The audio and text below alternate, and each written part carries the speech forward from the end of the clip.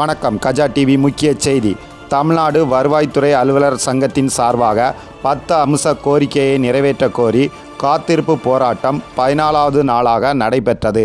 இப்போராட்டம் குறித்து தமிழ்நாடு வருவாய்த்துறை அலுவலர் சங்கத்தின் கன்னியாகுமரி மாவட்ட தலைவர் சுரேஷ் பாபு அவர்கள் கூறிய தகவல். தமிழ்நாடு வருவாய்த்துறை அலுவலர் சங்கத்தின் சார்பாக கடந்த 22ஆம் தேதி காத்திருப்பு போராட்டம் 10 அம்ச கோரிக்கையை நிறைவேற்ற கோரி தமிழக அரசை வலியுறுத்தி சிறப்பாக நடைபெற்று கொண்டிருக்கிறது. இன்றைய தினம் 14வது நாளாக நடைபெற்று கொண்டிருக்கிறது. இதுவரைக்கும் எங்களுக்கு எந்த ஒரு விதமான பேச்சுவார்த்தையோ இந்த அரசு ஊழியர்களை, அதாவது வருவாய்த்துறை ஊழியர்களை இதுவரை கண்டுகொள்ளாத இந்த அரசை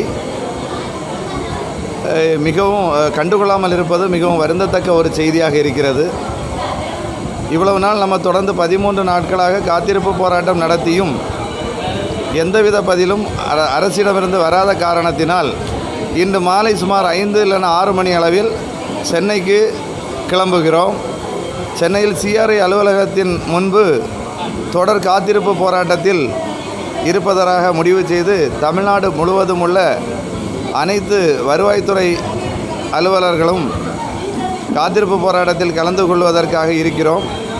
ஆகையால் அங்கு ஒரு நாள் காத்திருக்க வேண்டியதோ 2 நாள் காத்திருக்க வேண்டியதோ எத்தனை நாட்களாக இருந்தாலும் சரி, இந்த 10 அம்ச கோரிக்கையில் உள்ள அரசாணைகளை பெறும் வரை அந்த காத்திருப்பு போராட்டம் தொடரும் என்பதை தற்போது தெரிவித்துக் கொள்கிறேன்.